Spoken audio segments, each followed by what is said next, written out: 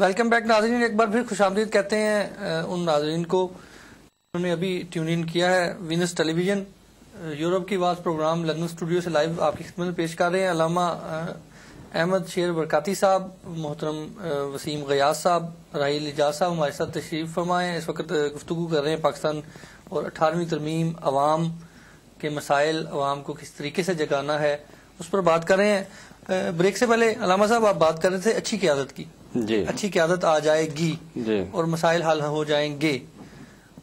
تمام سیاستدان جو ہیں اس وقت ہمارے حکمران بھی ہیں، وہ بھی کہتے ہیں جی کہ بجلی جلد آ جائے گی، بحران ختم ہو جائیں گے۔ علامہ اقبال نے جو خواب دیکھا تھا، علامہ اقبال کی جو سوچ تھی، قائد اعظم کی جو سوچ تھی، پاکستان کو بنانے والوں جو عظیم انسان جن کی جتنی تعریفیں کی جائیں اتنی کم ہے، ان کی جو سوچ تھی، تاریخ ہمیں کیا بتاتی ہے کہ اس قسم کا پاکستان ہمیں چاہیے تھا؟ علامہ اقبال رحمۃ اللہ تعالی علیہ نے اور قائد اعظم محمد علی جناح رحمۃ اللہ تعالی علیہ نے اس طرح کے پاکستان کا سوچا بھی نہیں تھا کہ جس کے اندر فصلیں کاٹ کے محنت کش غلے کے ڈھیر لگاتے ہیں اور جاگیروں کے مالک آ کر سب پونجی لے جاتے ہیں، یا جس کے اندر غریب غریب سے غریب تر ہے اور امیر امیر سے امیر تر ہے۔ ٹھیک۔ اور آپ دیکھیں تو کسی نے کہا تھا جاتے جاتے کہ یہ کوٹھی جو تم کو نظر آ رہی ہے، جو اپنی اداؤں پہ اترا رہی ہے، اس کوٹھی کے گملوں کے پھولوں کو سونگھو، خونے غریباں کی بو آ رہی ہے۔ واہ۔ تو علامہ اقبال نے اور قائد اعظم محمد علی جناح رحمۃ اللہ تعالی علیہ نے اس طرح کے پاکستان کو کبھی نہیں سوچا تھا، اور نہ ہی اس پاکستان کے بنانے میں جن ماؤں نے بیٹے قربان کیے، جن بہنوں نے بھائی قربان کیے، جن بوڑھے والدین نے اپنی آنکھوں کے تارے قربان کیے، انہوں نے اس طرح کے پاکستان کا کبھی بھی نہیں سوچا تھا۔ انہوں نے کیا سوچا تھا؟ قربانیاں، اتنی جرت کے ساتھ میدان میں آنا اور ہندو اور انگریز دو کے سامنے کھڑے ہونا، اور ایک علیحدہ وطن کا، اور اس وطن کے ساتھ اس دن سے انہوں نے ٹائٹل لگا دیا تھا کہ اسلامی وطن ہوگا۔ ان کے اسلامی وطن سے مراد نہ تو طالبان کا اسلام تھا اور نہ ہی ان کے اسلامی وطن سے مراد نام کا اسلام تھا۔ ٹھیک۔ آج جو ہم پاکستان لیے پھر رہے ہیں، یہ پاکستان نام کا اسلامی ملک ہے، جس میں سوائے نام کے باقی اور سب کچھ جو ہے وہ ہمارے پاس رہن سہن، چال چلن، برتن برتاؤ، مساوات، عدل، جسٹس، یہ سارا ہم نے اس کا یعنی نکال دیا ہے۔ سوائے نام کے ہمارے پاس کچھ نہیں بچا ہوا۔ تو جنہوں نے یہ قربانیاں دی تھی، انہوں نے ان کے سامنے خلافت راشدہ کا وہ سسٹم تھا جس میں فوری انصاف تھا کہ شام کی منڈی میں فاروق اعظم عمر ابن خطاب رضی اللہ عنہ کے زمانے میں ایک عیسائی اپنے گھوڑے بیچنے کے لیے لے آیا۔ جب وہ گھوڑے بیچنے کے لیے لایا، اس کا مال نہ بکا، اور اس نے کیا کیا کہ اپنا مال واپس لے جانا چاہا۔ جب واپس لے جانے کے لیے وہ دریا کے پل پر گیا تو اس سے ٹیکس مانگا گیا۔ اس نے کہا میں شہر میں جاتے ہوئے ٹیکس دے کے آیا ہوں، اب واپسی پہ میرا مال بکا بھی نہیں ہے، میں کس طرح ٹیکس ادا کروں؟ تو انہوں نے کہا ہمارے لیے گورنمنٹ کا حکم ہے کہ جو بھی آئے جائے اس سے ٹیکس لو، ہم ایسا تمہیں نہیں چھوڑ سکتے۔ اس نے اپنے گھوڑے وہیں چھوڑے کہ یہ رکھو، میں ابھی آتا ہوں۔ وہ وہاں سے ایک گھوڑے پہ سوار ہوا، مدینہ منورہ آیا اور امیر المومنین سے آ کر شکایت کی کہ میرا مال بکا نہیں ہے اور میں واپس جا رہا تھا، دوبارہ مجھ سے ٹیکس مانگا جا رہا ہے، یہ میرے ساتھ صاف نہیں ہے۔ امیر المومنین نے اس سے اتنا فرمایا کفیتک، تیرے معاملے کو سن لیا اور ہم نے اس کا حل نکال دیا، حل کر دیا۔ وہ سمجھا کہ شاید آپ نے میری بات کو اس کا سلوشن نہیں دیا، اس کو اگنور کر دیا ہے.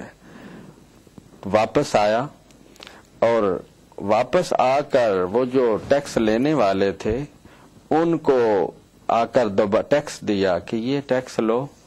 میری تو وہاں بھی سنوائی نہیں ہوئی. وہ اس سے کہنے لگے کہ نہیں، تم سے ہم ٹیکس نہیں لیں گے کہ تیرے آنے سے پہلے مدینہ سے فرمان آ چکا ہے کہ جو شخص ایک دفعہ ٹیکس پے کر دے اس سے دوبارہ ٹیکس نہ وصول کرو. تو وہ کہنے لگا اسلام بھی سچا دین ہے، اسلام کا نظام بھی سچا ہے کہ میرے آنے سے پہلے یہ کتنا گریٹ اور عظیم دین ہے کہ جس کا انصاف میرے آنے سے پہلے پہنچ چکا تھا. جنہوں نے پاکستان بناتے وقت قربانیاں دی تھی ان کے سامنے وہ انصاف تھا، وہ مساوات تھی کہ جس میں ایک ہی صف میں کھڑے ہو گئے محمود و ایاز، نہ کوئی بندہ رہا نہ کوئی بندہ نواز. اس لیے انہوں نے قربانیاں دیں. اور یہ خواب تھا جو اقبال نے دیکھا، اور اس خواب کو علامہ قائد اعظم محمد علی جناح نے عملی تشکیل دی اس کی. لیکن پاکستان کی سمجھ لیں کہ بدقسمتی کہ تھوڑا وقت بعد ہی وہ عظیم قیادت ہم سے جدا ہو گئی، اور اس کے بعد منزل انہیں ملی جو شریک سفر نہ تھے. پاکستان ان لوگوں کے ہاتھ آ گیا کہ جو پاکستان بناتے وقت پاکستان کی مخالفت میں ووٹ ڈالنے والے تھے. وڈیرا شاہی یہ سارے لوگ اس طرف دوسری طرف تھے، لیکن جب پاکستان بن گیا تو اس کے بعد یہ دوبارہ پاکستان کی کشتی میں سوار ہو گئے اور اس پاکستان کو پھر اپنے پرپز اور اپنے مقاصد کے لیے استعمال کرنا شروع کر دیا. محترم حق صاحب، عوام ایک عرصہ تک تو ظلم سہتی رہی، لیکن پھر اب عوام کے اندر تھوڑی تھوڑی بیداری کی لہر جو ہے وہ دوڑ رہی ہے. اب عوام ایک اچھی قیادت کی طرف دیکھ رہی ہے، کوئی اچھی مخلص قیادت مل جائے. اور مخلص قیادت کی یہ خوبی ہوتی ہے کہ ایک اچھی قیادت تھوڑے وقت میں اسی عوام کو پستی سے اٹھاتی ہے اور سالوں کا سفر دنوں کے اندر طے کرا دیتی ہے. ٹھیک ہے، میں آپ کی گفتگو آگے کنٹینیو چاہتا ہوں کہ وسیم غیاث صاحب آپ ذرا آگے بڑھائیں. عوام اچھی قیادت جو ہے دیکھ رہی ہے، اور علامہ صاحب بھی، ہمیں اچھے مستقبل کی جو ہے وہ سوچ رکھنی چاہیے. آپ دیکھتے ہیں اچھی قیادت اور آپ عوام کی بیداری جو ہے مستقبل میں دیکھتے ہیں. اور اس کے علاوہ اگر ہم نام کا اسلام ہے، ہمارا پاکستان جو ہے وہ اگر نام کا اسلام ہے، اور اگر اسلامی قانون آنا چاہیے، اگر اسلام صحیح طریق سے آنا چاہیے پاکستان کے اندر، تو یہ عوام کی چاہت، عوام کی چاہے بغیر یہ آ سکتا ہے؟ جی، عوام کی چاہت کے بغیر تو ظاہر ہے کہ نہیں آ سکتا، لیکن اس کا کچھ بیسک اصول، کچھ بیسک چیزیں آپ کو دیکھنی پڑیں گی. کہ پاکستان 27ویں رمضان کو جمعہ والا دن معرض وجود میں آیا. رسول پاک صلی اللہ علیہ وسلم مولانا اشرف تھانوی صاحب کے خواب میں آئے اور ان کو آ کر انہوں نے یہ بشارت دی اور کہا کہ اس کے راستے میں مت آنا، نہیں تو روندے جاؤ گے. کیونکہ وہ مخالفت کرنے والے تھے. ہمارے آج جو حکومت میں سیاسی قائدین سرحد سے دوسرے علاقوں سے جو موجود ہیں، یہ پاکستان کی مخالفت کرنے والے لوگ تھے.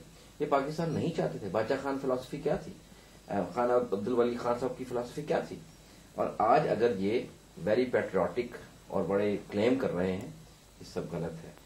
لیکن جیسے پہلے ذکر کر رہے تھے کہ قوم سڑکوں پہ آ رہی ہے، جو قوم جب سڑکوں پر آتی ہے وہ احتجاج کرتی ہے، لیکن اس میں کچھ شر پسند عناصر شامل ہوتے ہیں جو شامل ہو کر ٹائر بھی جلاتے ہیں، توڑ پھوڑ بھی کی جاتی ہے.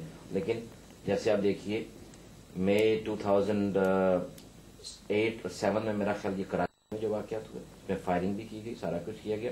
اور ہمارے آمر ڈکٹیٹر مشرف صاحب جنہوں نے ملک کا بیڑا غرق کر دیا، اور یہ قیادت ہمیں وہ دے کے گئے. یہ ایکچوئل اگر آپ الیکشن کی طرف بیسک میں پیچھے جائیں تو یہ جو پلاننگ تھی الیکشن کی، اس میں مسلم لیگ کاف اور پیپلز پارٹی نے آگے آنا تھا. اس میں سے بیلٹنگ بھی 10% ہوئی. بہت سے شواہد موجود ہیں اس کے.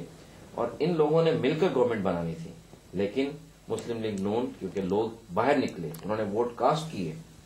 اور اگر یہ نواز شریف صاحب جو وہ بار بار آپ ان کو دیکھیے، میں ہمارا کسی جماعت سے تعلق نہیں ہے، لیکن یہ لوگ سب کے سب سیاستدان ایک ہی انداز سے چیزوں کو دیکھتے ہیں. لیکن کچھ لوگوں نے معافی مانگ لی ہے. کچھ لوگوں نے اپنے گناہ تسلیم کر لیے ہیں، لیکن عوام قیادت آگے بڑھائے گی اور عوام ہی میں سے قیادت آئے گی، اور یہ دیش، یہ ملک، یہ پاکستان